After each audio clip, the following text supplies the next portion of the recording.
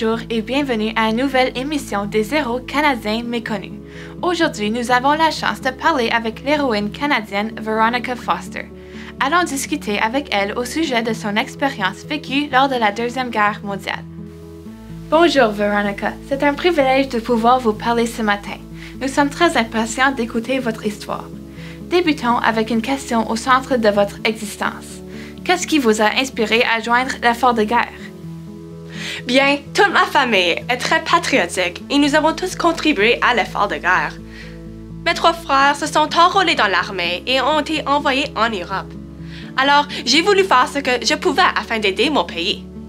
De plus, avec tant d'hommes partis, ce fut beaucoup plus facile d'obtenir un emploi rémunéré. Fascinant! Votre famille a été le modèle parfait pour une famille idéale du temps étant de bons travailleurs et patriotiques. Malgré l'effort de guerre de vos 3 frères, vous restez la vedette, l'affiche de toute la campagne de propagande du Canada. Afin d'encourager plus de femmes à travailler dans les usines, l'Office national du film du Canada, le photographe officiel du gouvernement, avait comme but de trouver une jeune Canadienne pouvant apparaître sur les affiches de propagande et ils finissent par vous choisir à cause de votre emploi et de votre beauté. Oui, l'ONF a créé une campagne incitant plus de femmes à se joindre à l'effort de guerre et ainsi travailler dans les usines. Ils avaient besoin d'une figure qui allait représenter toutes les femmes travaillant dans les usines à travers le Canada. Je travaillais à l'usine John English Company à Toronto lorsque j'ai été approchée en 1941 à l'âge de 19 ans. J'ai bien sûr accepté. L'ONF voulait trouver un surnom plus attrayant pour ma figure de propagande et a décidé de me nommer Ronnie la fille à la mitrailleuse Bren, étant donné évidemment mon emploi à l'usine d'assemblage de la mitrailleuse Bren. Mon image avait comme but de mettre de l'emphase sur la féminité tout en promouvant le nouveau rôle des femmes dans la sphère publique. Étant donné que le nombre de femmes travaillant lors de la Deuxième Guerre mondiale a augmenté, vous avez très bien réussi. Ici, nous pouvons voir votre affiche de propagande la plus connue, soit une photo de vous qui caresse une mitrailleuse Bren, un bandeau dans les cheveux, fumant une cigarette. Parlez-nous donc de cette affiche. En caressant une mitrailleuse Bren, je vends aux jeunes femmes que l'idée de travailler dans les usines est une aventure passionnante. L'arrière-plan, soit l'usine de travail, ajoute une qualité dynamique à la scène industrielle. Dans la photo, je fume une cigarette, bien que je ne sois pas fumeuse. C'était la mode. Mes cheveux dans le bandeau, afin que ceux-ci ne restent pas pris dans la machinerie, incitent que je suis prête à travailler. Nous pouvons retrouver quelques autres photos de ce même genre. Plus tard dans la guerre, l'ONF change leur vision ainsi que leur public cible grâce à vos affiches de propagande. En effet, au lieu de cibler les jeunes femmes faisant promotion à la liberté et l'aventure, le gouvernement canadien commence à cibler les mères, les épouses, les femmes de famille. Pourquoi ce fut le cas?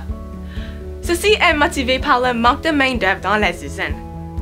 Les photos mettent maintenant plus en valeur les femmes qui unissent le travail, la famille ainsi que la religion.